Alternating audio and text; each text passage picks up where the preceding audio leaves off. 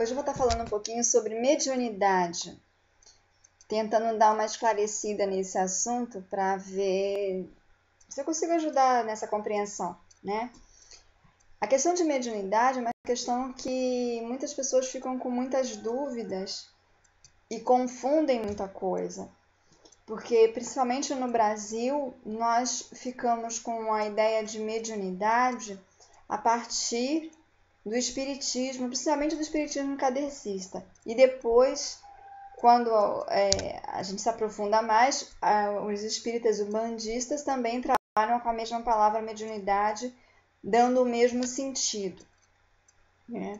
Então, a mediunidade ela ficou muito ligada à capacidade da pessoa de incorporar espíritos, né? Então, trazer para dentro do seu corpo um espírito que não é o seu. E aí, através da pessoa, esse espírito se comunicar. Muitas vezes a pessoa que tem mediunidade e incorpora chega até a ficar desfigurada, irreconhecível, de tão forte que é essa incorporação, né? A voz muda, o vocabulário, tem pessoas que têm capacidade até de falar, o espírito que vem fala em outra língua que não era do médium. E aí também dentro dessa incorporação vem as psicografias, a maioria com incorporação. Então a gente ficou com a ideia de mediunidade ser alguém que incorpora. Se eu não consigo incorporar um outro espírito, eu não sou médium. Então muita gente fala assim, não, eu não sou médium porque isso não tem nada a ver comigo, eu não gostaria de incorporar, não curto, tenho medo, etc. Né? Na verdade, a palavra mediunidade, médium, seria um sinônimo de mediador, de médium, né? Isso quer dizer você ser o mediador, ou seja, você que está consciente, ser o mediador entre o aviso, uma comunicação de outras esferas, né, com a esfera terrena, do mundo da terceira dimensão. Então, nem sempre, dentro de alguns estudos mais modernos dessa palavra, hoje em dia, mesmo dentro dos meios kardecistas e dos meios umbandistas, não são médios só aqueles que incorporam. São médios quem consegue fazer essa mediação entre o outro lado da vida, vamos dizer assim, e a vida terrena. Aí tem gente que mesmo assim tem dificuldades de separar mais as coisas, ou tem dificuldades não, ou acham necessário separar mais ainda as coisas. Por exemplo, tem muito pessoal que trabalha com Wicca, com bruxa, com magos e tal, que consideram que os dons que eles têm não é mediunidade, eles não se autodenominam médiums. Esses dias até estava vendo uma bruxa que ela trabalha abertamente como bruxa, ela é uma autora de vários livros e ela tem vários vídeos gravados e ela falava assim, para ser bruxa não precisa ser médium, eu, por exemplo, não sou médium, eu tenho o dom da clareaudiência, mas eu não sou médium. E para um espírita kardecista, entre um dos dons do médium está a clareaudiência. Que a clareaudiência, você ouvir o que os espíritos dizem, né? É ser médium. O teu dom é de clareaudiência. Você não necessariamente vai incorporar para poder ouvir o que os espíritos dizem. Você vai estar ouvindo, né? Que é um dom de clareaudiência. Entre os estudiosos de paranormalidade, os maiores estudiosos da paranormalidade estão praticamente todos, né, com raras exceções, dentro da Igreja Católica. Na Igreja Convencional Católica, saíram da Igreja ou estão diretamente ligados a essa fé. Eles chamam isso, a maioria dos dons que se chama de mediúnicos, eles chamam de dons paranormais. porque tá fora, acima da média da população, da normalidade, no sentido de média estatística, né? Mas que não é nada fora das leis naturais, não é nada fora de alguns sentidos extrasensoriais que, na verdade, todo ser humano pode vir a desenvolver e alguns já nascem com ele desenvolvido muito significativamente. Por isso, já se manifesta desde cedo, né? Então, a mediunidade, como você pode ver, é uma das palavras usadas para designar várias dons, várias formas de se comunicar ou receber comunicação do mundo externo, do mundo astral, vamos dizer assim. O paranormal não vem do mundo externo astral, vem do próprio meio, às vezes ecoa. Por exemplo, tem pessoas, já aconteceu comigo, de entrar numa casa e ouvir as vozes da casa, né? Essas vozes de uma casa, por exemplo, pode ser vozes da casa, no sentido de estar impregnado nas paredes, as coisas que foram vividas ali, vivenciadas, né? E pode ser as vozes dos espíritos das pessoas que moram naquela casa, que estão vivos. Só que, na verdade, tem coisas assim, que o tempo e o espaço são coisas convencionadas pelo ser humano, mas ele não tem uma linha reta. O tempo não é hoje, ontem foi ontem, amanhã é amanhã. São coisas assim. Às vezes você consegue ouvir coisas que foram ditas num local há 2 horas atrás. Porque você ouve como se estivesse sendo dito agora. E você olha assim, de repente a pessoa não está mexendo a boca, né? Isso são algumas coisas que às vezes acontecem com pessoas que têm esse tipo de dom, de sensibilidade ou de mediunidade, como você quiser chamar. Então, assim, a mediunidade, ela tem várias formas de você trabalhar e desenvolver a sua mediunidade. Primeiro lugar é não ter medo da sua mediunidade. Você não vai necessariamente ter que entrar por um centro espírita, por algum lugar em que você incorpore outros espíritos, né? Aliás, dentro de incorporação de outros espíritos, eu particularmente agora, neste momento, dia 5 de janeiro de 2015. Eu sempre coloco agora, gente, porque é assim, eu estive em várias religiões, eu participei de várias religiões, eu estudei vários livros, vários dogmas, vários preceitos de várias religiões. E enquanto eu estive em cada uma delas, eu me permiti assim, vivenciar, sentir, experienciar passar por aquelas experiências místicas, né, ou míticas que cada religião oferece. Então eu não acho nenhuma errada e nenhuma mais certa do que a outra.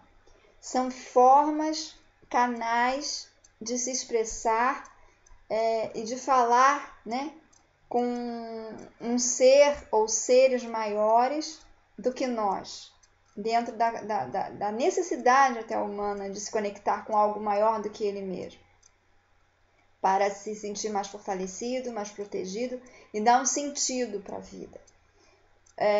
Então eu não acho nenhuma errada, né? E só que assim, por exemplo, neste momento, eu estou num momento de vivenciar minha espiritualidade de uma forma muito íntima e muito individual. Eu não estou participando de grupo religioso nenhum, né?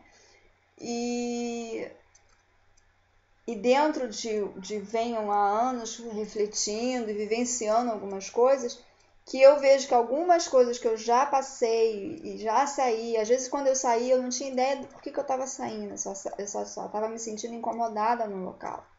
Não me sentia bem, a minha energia não estava boa, eu não estava feliz. E hoje eu vejo algumas coisas que eu não concordo, que eu acho, né, penso eu ter descoberto o porquê que aquilo não me fazia bem e não aconselho para algumas pessoas. Mas eu acho assim, o primeiro conselho que eu dou é sinta com seu coração. Se mantenha racional, razoável, para você não se tornar um fanático de nada, né? Às vezes até fazendo coisas erradas em nome de um Deus que jamais exigiria aquilo, né? Mas experimente, porque eu acho assim, todas as religiões são necessárias, porque nós temos seres humanos em todos os níveis no planeta, neste momento. A gente tem gente extremamente ignorante no sentido espiritual, que não tem ideia de nada, né? Não tem assim ideia do mal que faz ou do bem que faz. E temos gente extremamente elevada. Então assim, tem ser humano de todo tipo. Então precisa de religiões de todo tipo. É necessário, cada um está no seu momento. E tem seres humanos que, creio como eu, que eu não sei se eu estou certa ou estou errada, que vão passar por quase tudo que puder, porque são buscadores, porque são experienciadores, porque essa é a minha missão aqui, aprender o máximo que der nesse momento de vida, nessa encarnação. Então, assim, quanto à incorporação, neste momento, segundo os estudos que eu tive até agora, e o que eu já vivenciei, né, eu sou... Quando eu vou a locais que tem esse tipo de prática, eu sou considerada uma médium. E eu sou médium de incorporar, né? Mas neste momento, quanto ao que eu estudei até agora, o que eu estou sentindo até agora e tal, a mediunidade, o incorporar, né, outros espíritos dentro de você atrapalha muito a sua questão do equilíbrio dos chakras. E foi até através de um curso que eu estava fazendo, um curso bem nível raso, né? Que é uma prática que tem uma hierarquia e tem níveis de estudo. Então, já no primeiro nível de estudo, esse curso... os professores desse curso acabaram colocando para mim de uma forma que eu consegui colocar em palavras aquilo que me incomodava, aquilo que eu sentia, mas eu não sabia o porquê, né? Eu não conseguia traduzir em palavras, e eles conseguiram traduzir em palavras para mim. É isso. Você, ele até deu um exemplo assim, você tem uma casa, né? E alguém bate na porta da sua casa, do nada, alguém que você nunca viu, que você não conhece, e bate na sua porta e fala: bom dia, eu sou faxineira, vim limpar sua casa. Aí você vai abrir a porta e deixar a pessoa entrar e limpar a sua casa? Você, né, não conhece a pessoa. Então, assim, a nossa primeira casa, a casa da nossa alma, e os ciganos dizem isso também, é o nosso corpo físico. Então, quando a gente deixa um outro espírito entrar no nosso corpo físico, a gente está deixando alguém que eu não conheço direito entrar na minha casa. Então, o que essa pessoa vai fazer lá dentro da minha casa? Aonde que ela vai mexer? Que limpeza é essa? Quais são os produtos que ela usa? Né? Então, hoje, mediunidade de incorporação, para mim, eu não aceito. Não. E aí eu descobri que muitos outros dons, que até é considerado mediunidade também, você pode desenvolver, treinar e usar, né? Sem incorporação, né? E também assim, passou aquela história do medo. Então assim, são dois medos que se tem. O primeiro medo muita gente tem medo de ser médium, de ter que incorporar, e que medo, e que dor, e ver espírito, lá. E outros têm medo de largar, né? Eu não vou nem entrar, porque se largar, o espírito que era o guia, o espírito que incorporava, vai vir atrás e vai ficar perturbando, para que eu não termine o trabalho. Então, assim, a mediunidade atrapalha a vida da pessoa. Se a pessoa não vai desenvolver, tem muita gente que trabalha em cima disso. Você tem que desenvolver sua mediunidade, senão você nunca vai conseguir, blá. Assim, só que assim, existe N formas de desenvolver a mediunidade. Não é só indo naquele local. Às vezes até na mesma religião não é naquela sede, naquele local, naquele grupo, é em outro grupo, né? Você não está se sintonizando bem com aquelas pessoas. Então como que você vai trabalhar ali? Aí as pessoas saem se sentindo culpadas, saem se sentindo com medo, saem se sentindo inseguras, que vão ser atacadas espiritualmente.